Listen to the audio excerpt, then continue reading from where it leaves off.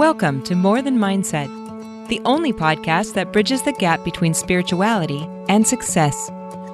Go beyond the mind with clarity and confidence coach Kim Guillory and learn how to integrate your passion to serve with your skills and experience to create a business you love. Let's get started. Hello, and welcome back to the More Than Mindset show. I have Tammy Helfrich with me here today, and we are talking about her book, Unapologetic. Tammy is a peer coach. We are both graduate coaches, life coaches, and she is also a member of Self-Healing Masters. And I saw she published a book, which I get really excited about. I got it here. And I asked if she wanted to come on and talk about the creation of it and her story behind it and what has happened since then, like since you wrote the book and came out. So Tammy, would you like to go ahead and introduce yourself? Sure. Thank you so much for having me, Kim. This is such an honor to be here with you. And as she said, my name is Tammy Helfrich, and I'm a life coach, and I really love helping women remember who they are and really tap into, I believe we all have something awesome to bring to the world. The problem is we kind of get in our own way a lot of times, or we let other people tell us who they think we should be. And so a lot of my work, just my own personal work, even before finding coaching, was about really starting to try to understand who I was. And so the whole book, Unapologetic, is about understanding who you are, owning it, and then no longer apologizing for it. Because what I find is that, especially as women, many of us apologize for things that we do not need to be apologizing for. And apologizing for ourselves, just who we are and what we like and how we want to show up in the world. And it's become a pretty big problem with many of us. And so writing the book really helped me. When I was writing the book, I put out a post asking people, what do you apologize for? And the biggest answer, the most common answer was everything. Everything. Yeah. Why do we apologize for everything that we do? Why do we shrink back from who we are? And why do we not bring all of us to what we do? And so writing the book is a lot about my journey. It's a lot about what I have healed and what I have learned about myself through coaching and through being coached. And it has just opened me up to such a different audience. I think that it's opened it up to people maybe who aren't in the life coaching world and who haven't done a lot of the coaching that I've done or that other people have done. And it's really made them kind of stop and think a little bit. I tried to keep, I'm a big one. And one thing I'm really working on now is to not just consume information and to actually integrate it and to really apply it to our lives. So I tried to make the book more like a workbook and kind of like a workshop if you were listening to me. And I did put it on Audible too, so you can actually listen to me. But I've really loved hearing people saying that really challenge them to actually do the work and to actually answer the questions and not just to read the book and say, yeah, I get it, right? Because that's what so many of us do. We just say, oh yeah, I got it. I know all this, right? So it's been a really fun journey for sure. So I'm curious about a few things. So for those of you who know human design, right, I have an open head and ajna, ask a lot of questions that don't matter, which makes this super fun. So Tammy, your apologies, your reason for writing the book, like when did you notice that, like how much of your life had you been apologizing for? When did I notice? That's a great question. I don't know that anybody's asked me that. I think it was just this theme that I kept coming into. Again, the deeper I began to understand myself, the more I realized how often I would apologize to other people for that, or I would shrink back to not appear too big or too boastful, right? Instead of just being who I am and owning it. And so a big part of it was really just saying, like, I'm not okay with this anymore. So much of my work has been about, again, deciding who I am and then saying, yeah, I'm not okay with apologizing that I am who I am and that I like the things that I like. So did it just become like kind of monotonous and then you just noticed, oh my God, there I am apologizing again? Or had someone brought it to your awareness? Because I think most of us are walking through apologizing, making excuses, justifying, explaining the reasons why. Like that's just the human condition. Yes. Yeah. I think it was a little of both. Honestly, I think it was starting to become more aware of it. Obviously through coaching and getting coached, you really start to be aware of your patterns. And then once the idea came to me, I started paying attention to other people too. And that's when it really started to hit me. Wow, we apologize for the dumbest little things that we don't have to apologize for. And so it's no wonder that people don't take our apologies as heartfelt because we're apologizing for things that we don't need to apologize for. Yeah. Do you think it's just habit or it's the polite thing to do, like to stop us from being so egotistical and liking ourselves? Do you think it's just habits? I think it's both. Yeah. I think it's both because I'm not saying don't apologize for things that we do that are maybe hurtful or that cause someone else to have a problem, right? I'm not saying don't apologize for that, but I'm saying, typically what we'll find is we'll be in the grocery store, right? And someone will cut in front of us. What will we say? I'm sorry. Why? Why do we say I'm sorry? Or even just saying, instead of saying, excuse me, we say, I'm sorry. Right. And so it's little things like that. But I think that it flows into everything that we do. It flows into holding ourselves back from bringing all of us to the world. Yeah. Because you kind of talk about this, right? Upper limits and the discomfort of that. Yeah. So The Big Leap by Gay Hendricks is such a great book. And I've read it so many times. Every time I read it, I get something different. And he talks about the ways that we hold ourselves back. And my biggest one was that I didn't stop myself from doing the things that I wanted to do, but I would not let myself celebrate it or enjoy it. And so I would numb my feelings or I would just kind of downplay what I had done. And that's where I think that a lot of us bump into our upper limit problems when we start to look at that. It's almost an apology for the greatness. Like, yes, apologize for all that I am. Right. Because I think so many of us are afraid of that. That's a lot of my work, is really being able to stand in fully who I am and be okay with it and not have to tell someone that I'm sorry that I can do things really well or that I have a different way that I like to do things. Or that I'm sorry that I'm me. Yes, which is what so many of us do, right? Because we've been told we need to be fixed or we're broken or something's wrong with us. Many of us that come from like religious backgrounds or all different kinds of systems in our society tell us that there's something wrong with us. And I just don't believe that anymore at all. Yes. Can we grow? Can we learn? Absolutely. But do we need to be fixed? I don't think so.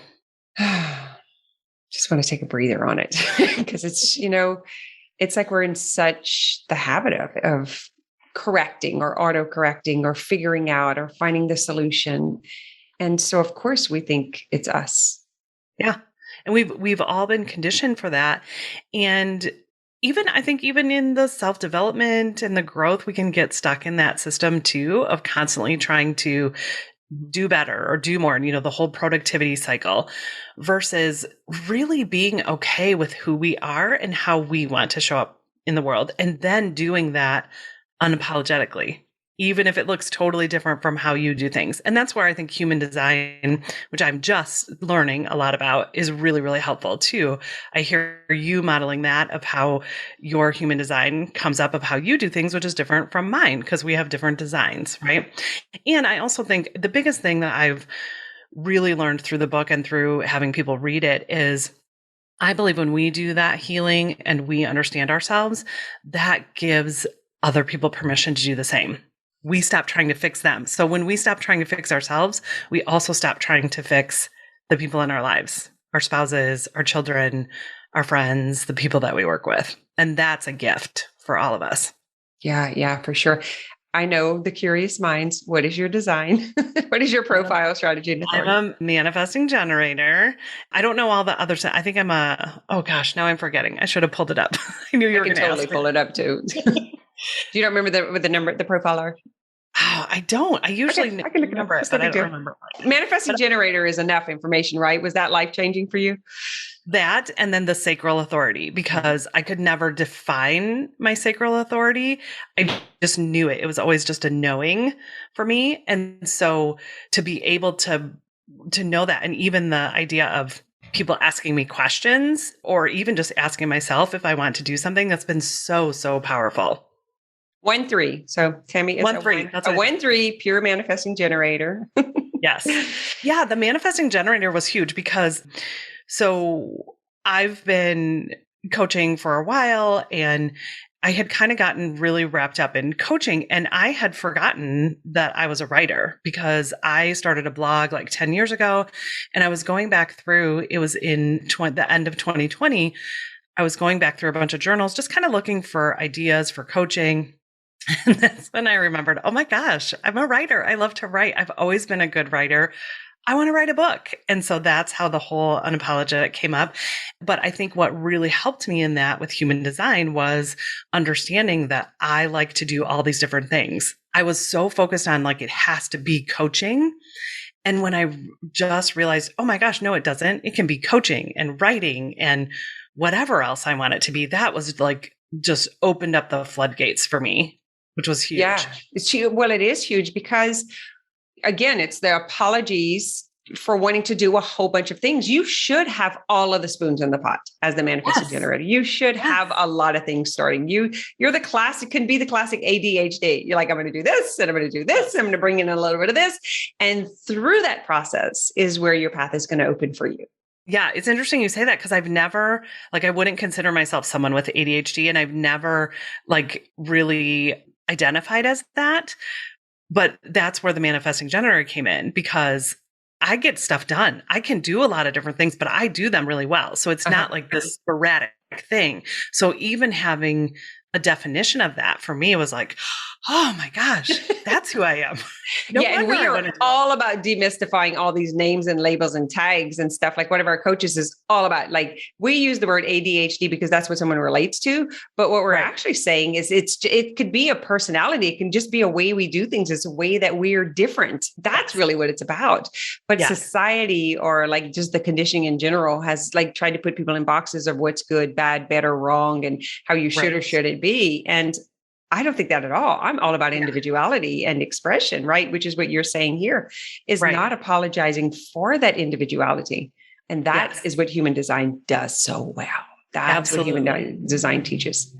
Yeah. Yeah. And not labeling it as wrong, right? Because even with ADHD has gotten this label. Oh, it's ridiculous. That you need to be fixed or something's wrong with you versus no, what if that's your gift? I mean, if you think of so many people, there's all kinds of research about people that probably had ADHD that were, had they been medicated or had they done things that, they wouldn't have come up with the things that they did, like Albert Einstein or, other people like that.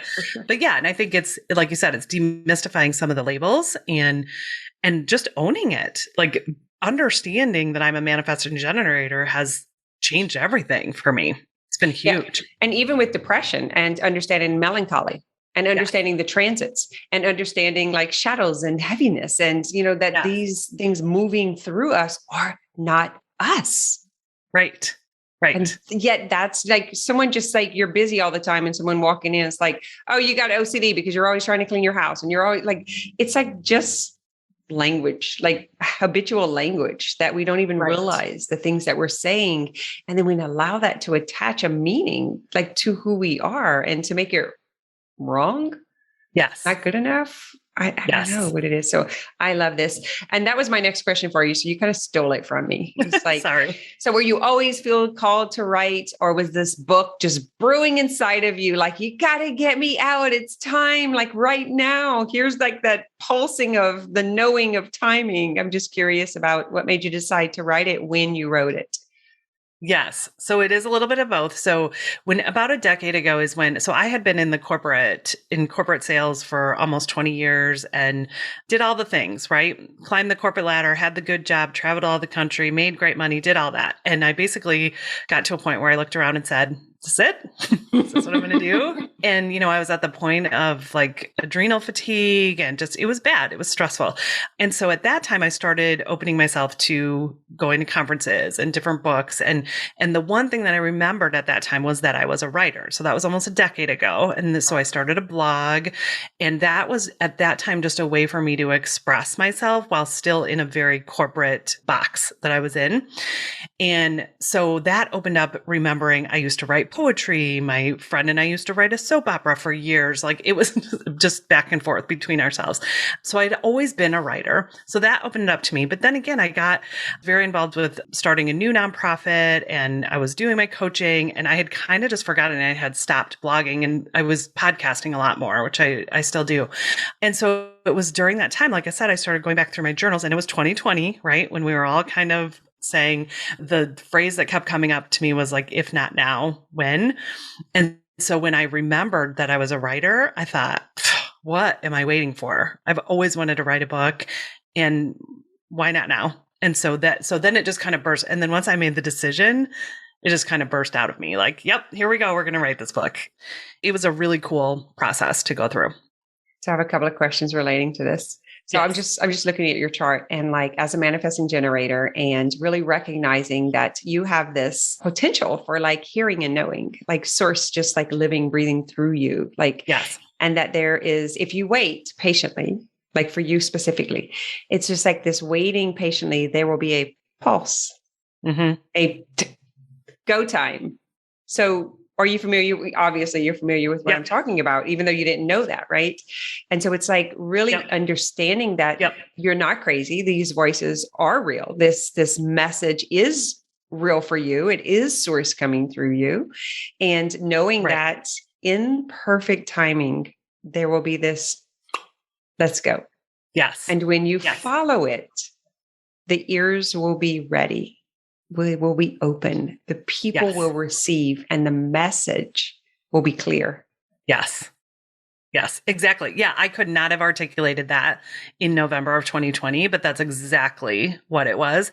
And that's been so much of my work, is learning to tap into my intuition, learning to tap into source, learning to tap into my sacral authority, because that also was just when you know, it's really hard to argue with that.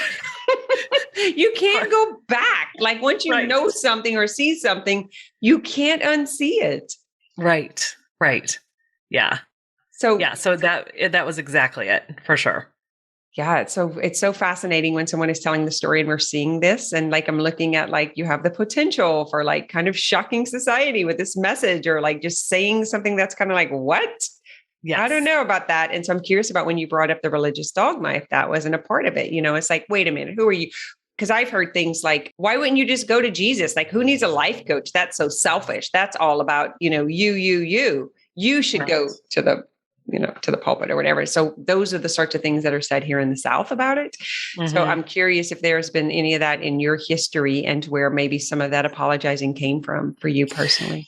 Yeah. I mean, I grew up in a super conservative Christian home. And, now again, looking back, I can see I always had a connection to source, but it didn't line up with the church I was in. And so I was always in this kind of weird place of like, no, again, I had that knowing, but it didn't line up with a lot of the theology and the rules and the, all that. Cause I was like, always kind of knew at an early age, like, I don't really think God cares if I, do this thing that the church tells me I shouldn't do.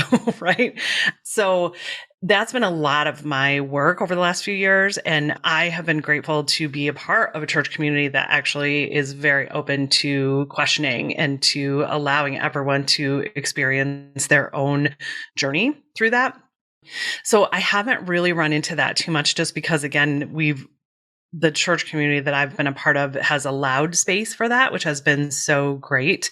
I still definitely have people in my life, though, who would say exactly what you said, and who would question the, I think the biggest change for me has been going from like something outside of me to me, right? And to source within me, which is a very different thing than just take it to Jesus and let him fix it, right? It's kind of going back to the same thing. It's just a very different energy, and it's a very different, even responsibility, I would say, because it's really easy to blame things on something outside of yourself versus taking the responsibility to own it and to be who you are. Yeah. Which can kind of lead into this next question of like, super intuitive power here. And if there was a part of needing or feeling like you needed to hide that, like, because it doesn't make sense according to that environment. And that's where the apologizing for even the what I know, what I sense, that is so much bigger than me, that is moving through me. And I can totally relate to this. Yeah. Yeah, for sure. I mean, that was probably most of my life growing up, was still doing the things, but keeping myself humble enough or just below the surface to not cause too many waves, right? But in doing that, I'm not fully expressing who I am, and I'm not bringing all of me to the world. And that's what I'm no longer okay with. I am not okay with people shrinking back and not being who they are, because I believe we've all been created by the same creator, and that we've been given these desires and these ways that we do things that are all gifts. We just have to learn how to tap into them. 100%. What was it costing you?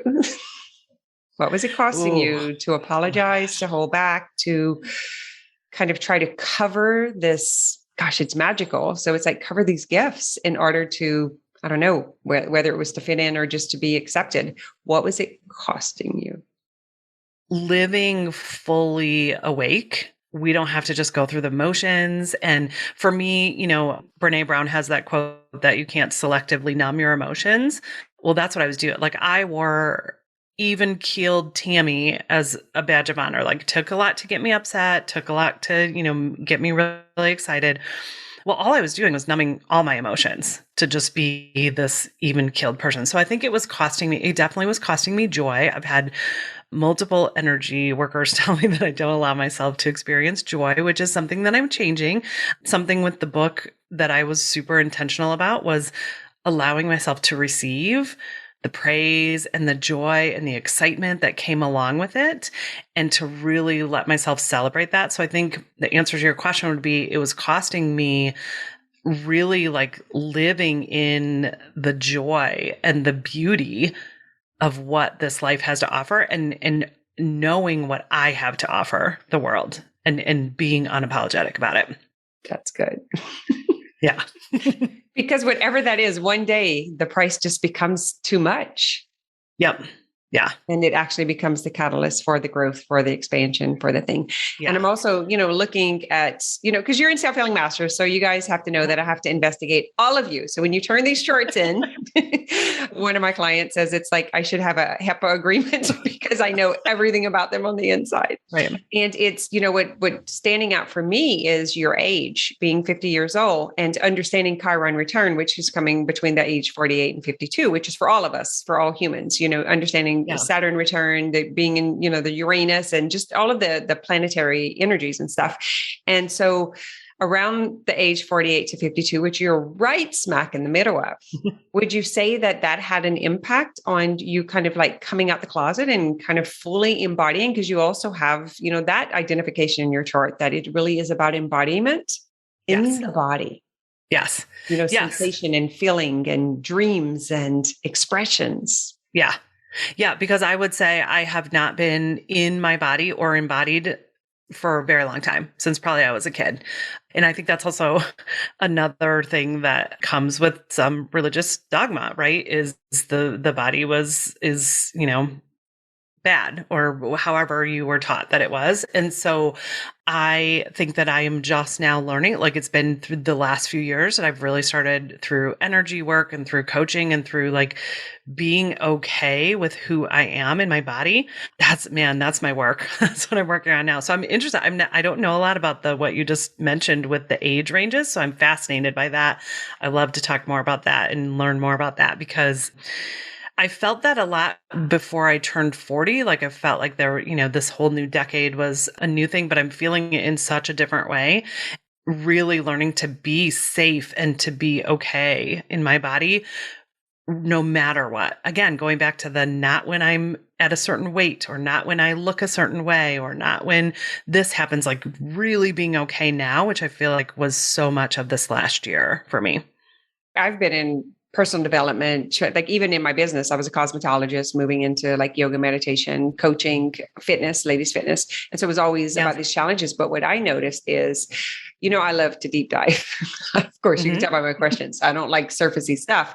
And I'm not designed that way, actually. I'm here for chaos, crisis, and conflict. Like I'm the soft place to land in that.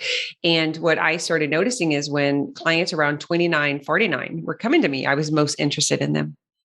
And then I started understanding like what was actually happening in their life in those phases, in those times. That's kind of like that falling apart phase. So that's when we have our first Saturn return. Something is around 28 and a half years old, 28 to 30. Mine was a full-on hysterectomy, disconnected from my body, walked away from everything, put myself in a mental place. I thought it was crazy. Like I could not get my crap together, and then again, whatever we didn't finish, Chiron's coming in as the wounded healer to clean up between 48 and 52. And, we already know everything's a 7-year process, right? So if I asked you about this book, like when did you start to identify that you were apologizing? You could probably trace it back to 5, 6, 7 years by the time the whole process came through and then you were ready to teach it, right? Totally. And then for you personally to teach it, you have to embody it. So that's the sort of things that we can identify. That's what I love about Self-Healing Masters is we get to geek out about ourselves. For the first time ever, unapologetically, we get to learn more about ourselves. Yeah. Because I always say that when we do that, again, it flows out into everything. I think so much of my work has been because I have been able to help my boys. I have 2 teenage boys be okay with who they are at their age, not in their 40s when I deconstructed all this stuff. Like literally be okay and create a life from who you are instead of who you thought you were supposed to be, right? Or what society tells you. And so that is such a joy. Like it's a gift that I feel I've given them. And then also the people that I coach, the people who read my book, helping people be okay with who they are. It's such a powerful, powerful thing. And you can tell, like we signed up to break generational patterns, period. So when we get a little mopey and we start feeling like some martyrs and some victims, and we just have to remind ourselves, no, we signed up to stand in this gap. We signed up for the buck stops here. I remember when my son was like brand new, I put my hand on him and I was like, this is it. We break these cycles. This kid will not experience what I did. Like we can do that. We have the power to do that. And they reap the benefits. Yes. That's not a huge why and an incentive. I mean, nothing is. So parents, be willing to do the work instead of like the way I think about it is like the counselor's office and the being in trouble at school and getting them out of jail. And it's way more painful then. Let's do it now. Let's do it here. Because if they can come into this world and be who they are from the beginning, then they're not going through all this healing that we're going through right now. And I don't think this is forever. Yeah, I don't think this is forever. I think this is the gap that we stand in and are leading the way for. And, for you, it's like, it's all about investigating and mastering and then bringing that forward to the world. That's the essence of who you are and what you bring to us. Yeah. Oh, I love that. And I think that now more than ever, it's needed, right? I think that we're seeing so much of the darkness and the shadow is being exposed. And this is where we as energy healers and as coaches and people who can help hold the space for other people to get really honest and to look at their stuff. We are so needed right now. Agreed. That's my whole incentive for waking up in the morning and doing this and, working and everything that I do is really to help us to take the stand, to, have the platform because it is time. I do agree with you. I do think it's time. Yeah. We didn't have the information. We didn't understand the emotional body. We didn't understand like even how the planets were affecting. We didn't have all that. Because the emotional body is really just coming on board. Yes. Really understanding that that's even a thing, that there's an emotional system that's, what do you call it? Monitored or controlled with the nervous system. Like there's something there. I was a craniosacral practitioner and have received much craniosacral, which I love. And it's kind of thrown out, you can't really prove it. It's kind of like energy work, right? Which are the most fabulous tools. They're the best modalities. I mean, even tapping, you can't explain how energy shifts. You can't take a picture of that, but it does. Yeah. Energy work has been such a huge piece for me because in part of that embodiment process is like, I am still amazed at what I am releasing at 50 years old that's been trapped in my body. And I think that I think people are just starting to wake up to the power of that. And it's still going to take some time because of, modern medicine has a very different view on that. But I think that, oh my gosh, I just know for me, that's been such a healing thing to be able to release some of that and to let go of it. And then for you in particular, not being an emotional being, yet having all of these emotions clogging up that center, all that conditioning that's in there, it's going to take some time to let that move through, Back to the book. Is there anything that I did not ask you that is super important in the message that you wanted to get across that you would like to share? I think that like I said in the beginning, I think that we all have something really awesome to bring to the world, whatever it is, right? It can be in just being who you are. It can be in maybe a message that you have to share. And so much of this book is just, again, about understanding who you are, owning it, and then no longer apologizing for it. And so helping people do that has been so incredible to just hear the stories and to just hear people releasing some of the things that maybe those old stories that we continue to tell ourselves that are not helpful. All they do is just weigh us down and keep us from being who we've been called to be in this world. And so I just think that if more of us could be unapologetic about who we are, it can really heal and change the world. 100%. Thank you. Thank you for writing for going through the disbeliefs and the fears and whatever would have gotten in your way and doing it anyway. Much received here. The last thing I'll ask you is there a particular person that you work with, or you just do is there anything in particular in your business or that you wanted to offer the audience that maybe you help with specifically? Yeah. So I primarily market to women. I do have some men coaches, but I find that women typically in their, this midlife age of where they've really kind of forgotten who they are. They don't even know what they want. They have put all of themselves into either their kids or their career. And now we're coming to this place of where maybe you're going to have more time, or maybe your kids aren't going to be around. And so a lot of the women that I help is really just to, again, come back to who you are and what you want, and then stop letting those stories kind of dictate. So deciding on purpose, who you want to be, living with intention. I host a podcast called Intentional Life, which is all about just deciding on purpose, how you want to show up in the world. And so I do have younger clients as well, but it's really just helping women to get out of their own way and to, again, become more unapologetic in who they are. Okay. So we will list the podcasts, the website, and the book below. Thank you. If anyone is interested in contacting Tammy. And I just want to thank you for coming on. Thanks for listening to this episode of More Than Mindset.